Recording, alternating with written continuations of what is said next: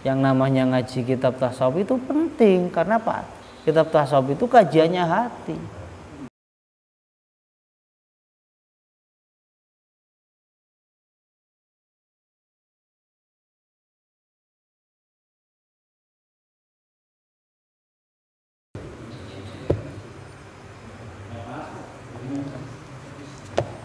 Sampai mana nih? Wa angsyadu bihi. Ya. Bismillahirrahmanirrahim. Wa angsyadu, dan mereka telah menasyidkan fihi di dalamnya.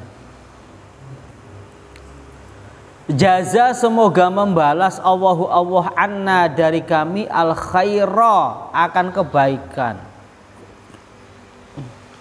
Membalas kepada siapa? Man, kepada orang laisa, yang orang itu tidak laisa, yang tidak ada bainana, antara kami, wala bainahu, dan antara dirinya, wudun, rasa suka, rasa demen, rasa cenderung, rasa kasih sayang. Wala nata'arafu, dan kami tidak saling kenal. Jar kata penyair ini ya, berdoa kepada Allah ya, agar Allah memberikan kebaikan kepada orang yang tidak kita kenal, ya, kepada orang yang tidak ada hubungan dengan kita. Ini bagi beliau. Kenapa bisa seperti itu? Karena mungkin beliau merasakan ketika makin banyak teman, ketika makin banyak pergaulan, yaitu bermuncullah masalah, bermuncullah fitnah, ya, saling curiga mencurigai, saling, ya, itu dalam hati unek-unek. Ini kan berarti bukan menjadi baik, tapi menjadi tidak baik. Makanya mungkin dengan latar belakang seperti itu, akhirnya Pak penyair ini membuat sebuah ungkapan seperti ini.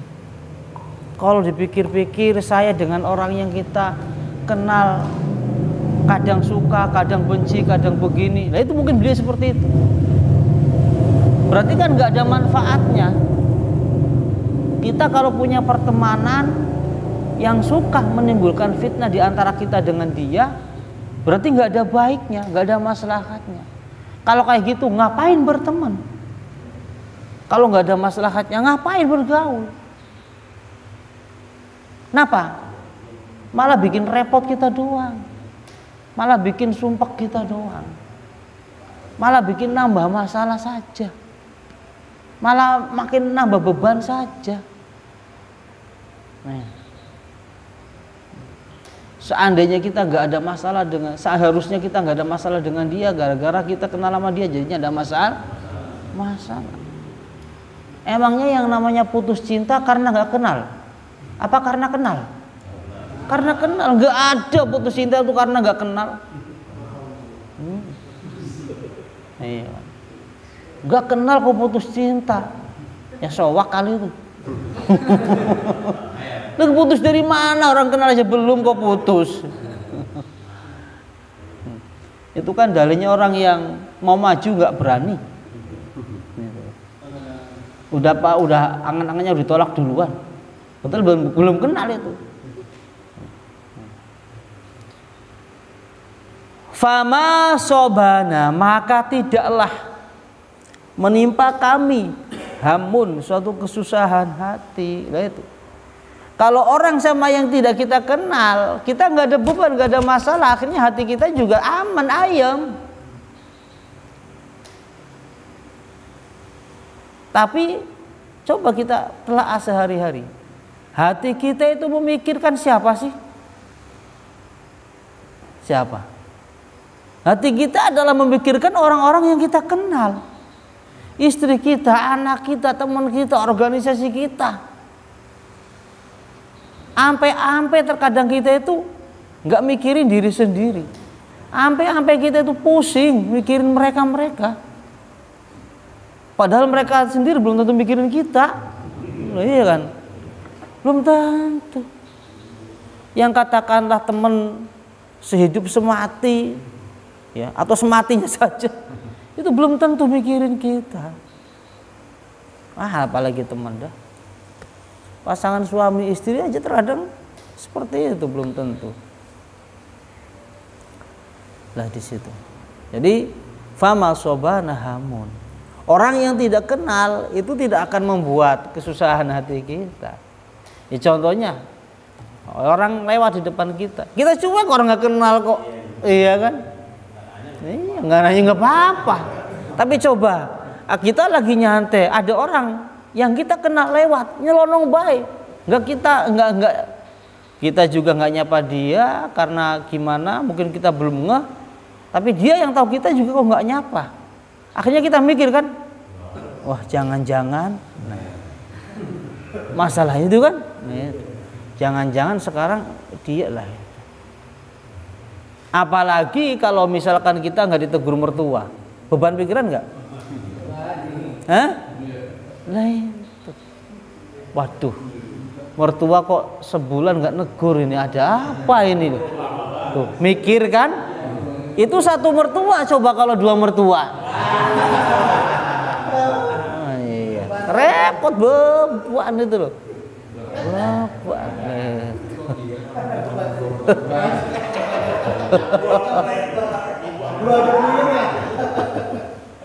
Apalagi 3 mertua.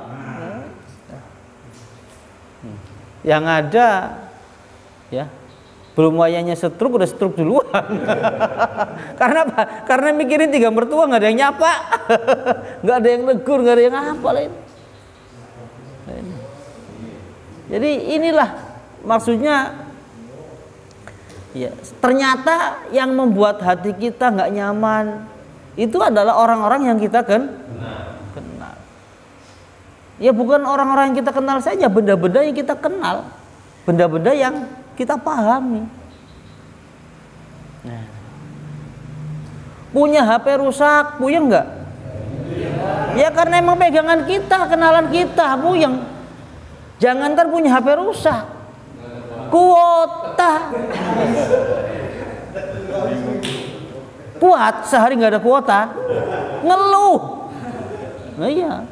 Apalagi misalkan kita punya jabatan, waduh, ntar bawahan pada WA nih, pada masuk ini, sedangkan nggak ada kuota. Nah itu kan. Akhirnya Pak yang ngalah lah, lolos lagi beli kuota. Nah, itu, padahal HP-nya nggak rusak, tapi isinya yang nggak ada, itu beban pikiran. Aduh. Beli rokok sebungkus sudah dibela-bela, bela-bela, emang duit lagi cuma-cumanya, jatuh, pusing nggak kayak itu? Nyesek kan? Karena apa? Karena rokok itu merupakan sesuatu yang kita pakai, sesuatu yang kita kenal, kita pahami. Tuh.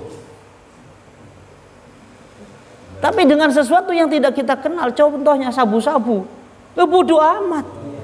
Nggak jadi beban pikiran kita kan? Kita nggak nyabu juga nyantai. Orang nggak kita kenal, nggak kita pahami, lah di situ. Jadi ternyata segala sesuatu yang kita kenal, yang kita pahami, yang ada bersentuhan dengan kita, ini ya membuat kita beban. Beban. Ya, itu. Wala dan tidaklah nalana ya, akan memperoleh kepada kami azan, suatu penyakit, sesuatu yang tidak enak. Minan nasi dari orang-orang, ilaman terkecuali orang nawadu yang kami suka, yang kami demen, yang kami cinta, wa na'rifu dan kami kenal. Ya sama. Sesuatu yang membuat kita sakit pun, sesuatu yang membuat manusia sakit pun, itu ternyata adalah apa? Ya ternyata adalah orang-orang yang ia sukai, orang-orang yang ia kenal. Orang yang gak ia sukai, orang yang gak ia kenal, yang gak ada bahasa menyakitkan kita. Iya. Diputus cinta nggak bakal sakit kalau kita nggak kenal sama yang kita cintai. Iya kan? Nah, itu loh. Betul. Nah, contoh, kita belum kenal sama seseorang, tapi kita sudah punya rasa cinta sama dia. Nih. Itu kira-kira lebih sakitan mana kalau kita dijodohin sama dia dengan seseorang yang sudah bertahun-tahun kita bina terus kita diputus? Sakitan mana? Nah, ya sakitan yang ini kan, yang bertahun-tahun kita bina terus kita diputus. Karena apa? Udah tahu, udah mengalami, udah kenal. Kalau sama dia mah, ya masih bertepuk sebelah, itu pun belum kenal kok. Nah iya, jadi memungkinkan masih ada harapan. Nah iya. Nah iya.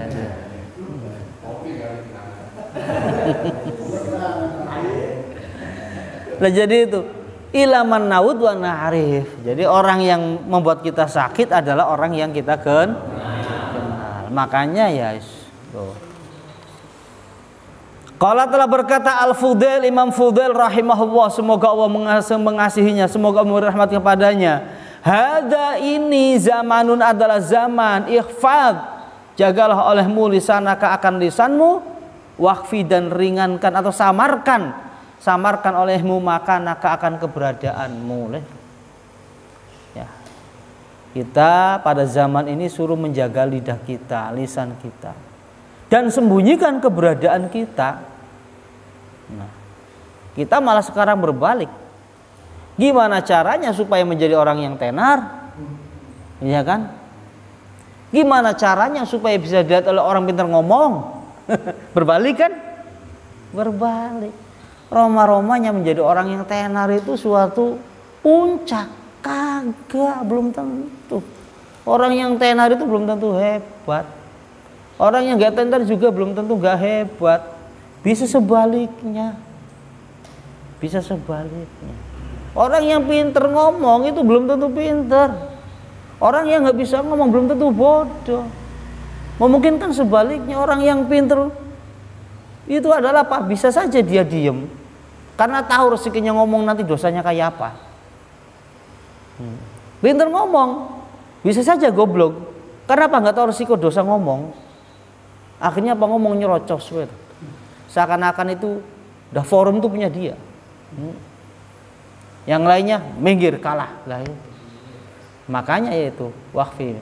Kata Imam Fudail, ya zaman sekarang mah yang lebih aman itulah menjaga lidah, menjaga lisan, menjaga mulut. Terus ya nggak usah pengen, ya sebenarnya kalau pengen jadi orang terkenal tuh ribet.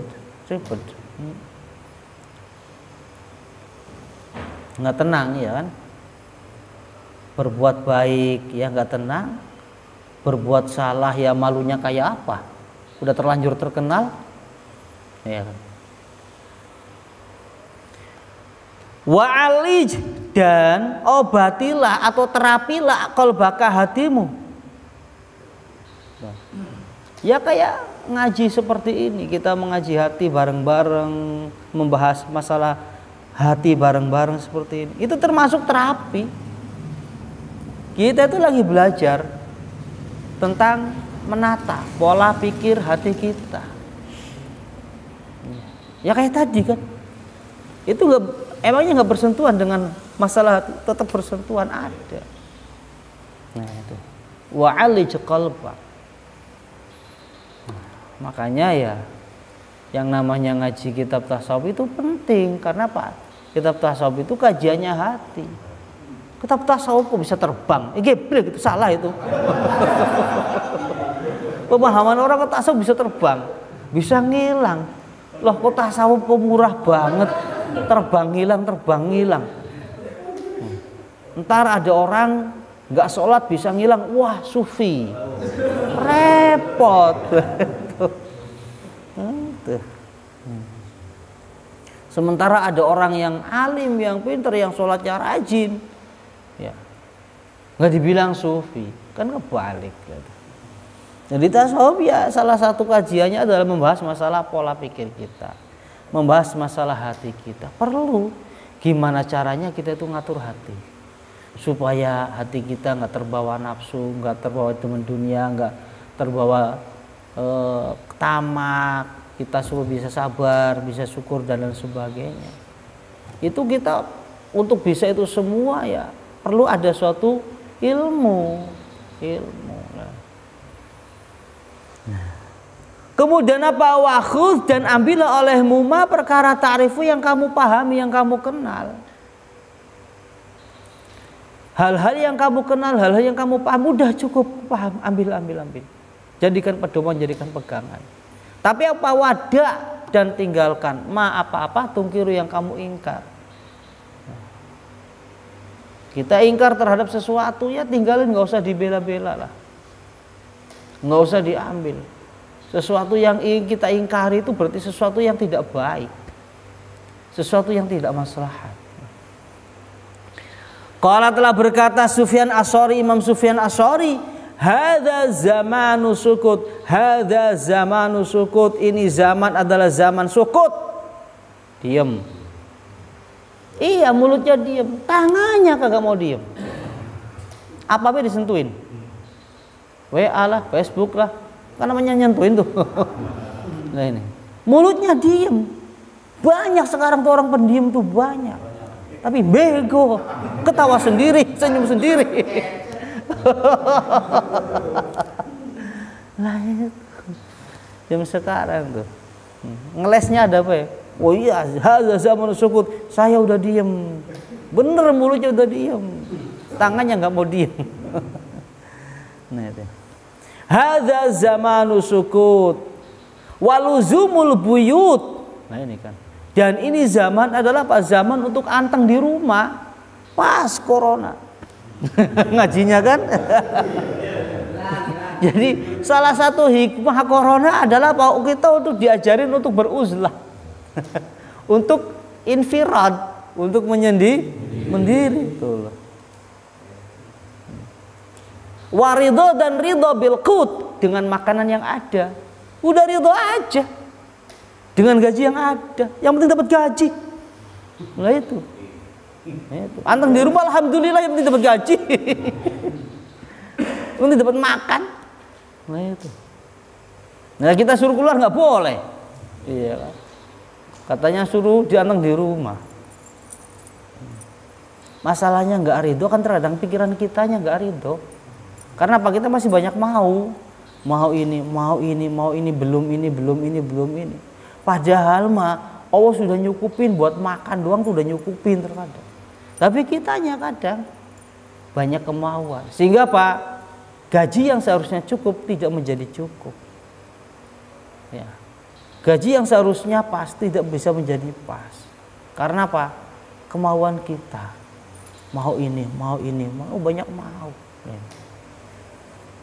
Padahal kita mikirlah, kita kumpul di sini nih, satu sama lain gajinya beda-beda. Iya kan?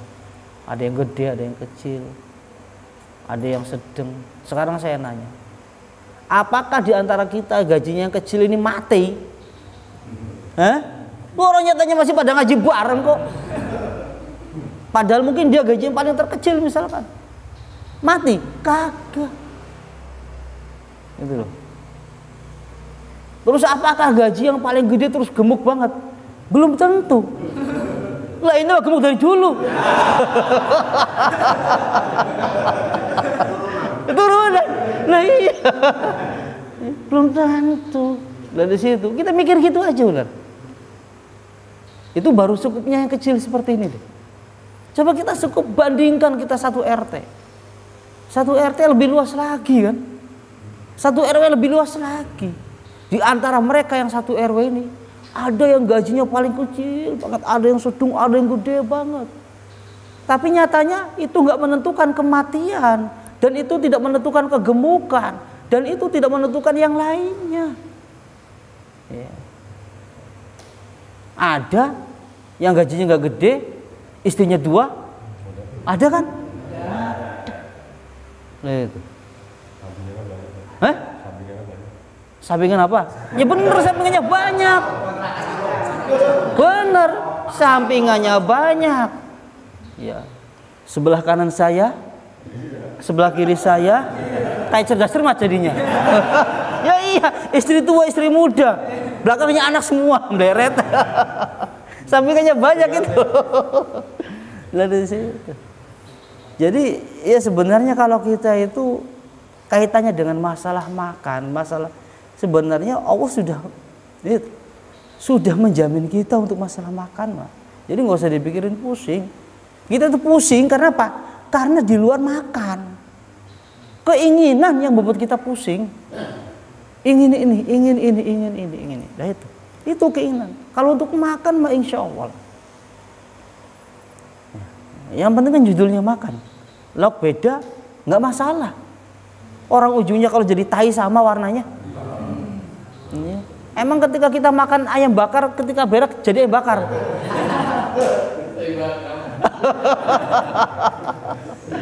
Ada. Kagak. Oke. Yang benar itu ketika makan jengkol bau jengkol, iya lah itu benar, real itu loh, real. Tapi ketika kita makan ayam bakar, ketika buang air nggak bakal bau ayam bakar. Nah itu. Jadi waridho dan ridho bilqut dengan makanan yang ada. Sampai kapan? Ila ang tamut, sampai kamu mati. Udah ridho sampai kita mati. Dengan apa rezeki yang udah ridho aja dulu. Urusan naik gaji, urusan naik penghasilan, Allah yang ngatur.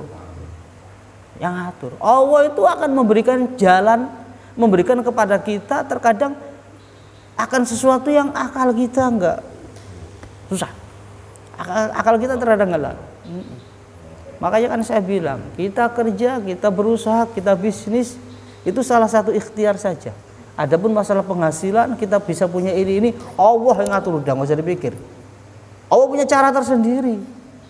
Cara tersendiri. Gitu. Nggak usah dipikir pusing lah. Ya, karena kita kalau pikir pusing nanti bawahnya nggak bakal tenang. Mungkin saya nggak harus kerja ini ya. Nah ya terus turutin aja pikiran kayak gitu. Pindah kerja. Segini lagi, naiknya cuma dikit. Mungkin saya bukan kerja ini ya. Oh no, ayo terus Pak. Kapan tenangnya? Kapan tenangnya? Ya, nggak bakal tenang kalau kita terbawa pikiran seperti itu. Nggak bakal tenang sampai mati. Yang ada mati gara-gara nggak tenang. Udah mati gara-gara nggak tenang, ya di kuburannya juga nggak tenang juga. Kenapa? Kita itu kalau di dunia nggak tenang, ibadah juga nggak tenang. Yang ada gara-gara ekonomi, karena hidupnya nggak tenang, akhirnya apa? Kita nggak ibadah. Tuh, hidupnya di dunia nggak ibadah gara-gara nggak tenang. Akhirnya ketika masuk kubur kira-kira tenang nggak? Gimana cara mau tenang orang dia nggak punya bekal ibadah? Nah itu, ya kan?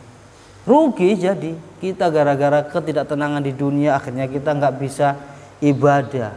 Masuk kubur makin nggak tenang, makin nggak tenang karena apa? Nggak ada bekal ibadah yang menyertai kita, yang ngadem-ngademin kita. Al-Quran kagak dibaca, sholat malam ya los. Lah situ. Nah itu kan amal soleh ya dikit, ngaji ya ora. Ya apa yang mau mendampingi kita? Ya. Siapa yang mau nemenin kita? Wa inna maqarinul fata makana ya'mal. Inna maqarinul fata fil qabri makana ya'mal.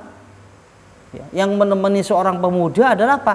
Amal-amal yang kita kerjakan ketika hidup. Nah kalau kita misalkan di dunianya nggak pernah tenang gara-gara ekonomi, kira-kira manusia kayak gini nih ibadah nggak? Susah. Kadang ibadah juga belum tentu tenang. Ibadahnya dikejar-kejar baik. Dengan apa? Keinginan. Harus goal ini, harus goal ini, harus goal ini. Harus sukses ini, harus sukses ini, harus sukses ini. Nah itu ibadahnya seperti itu. Akhirnya apa? Ya ibadah. Tapi nilainya nggak ada, ruhnya ibadah nggak ada. Karena apa? Nggak ada khusyuknya, nggak ada ikhlasnya. Ibadahnya jadi ibadah kerangka tengkorak. Tuh, tengkorak kira-kira ada nyawanya nggak? Ya kalau ada nyawanya kita lari, itu pelarian. Nah di situ ya. Jadi ini sangat bagus sekali ungkapan Imam Sufyan Ats-Tsauri.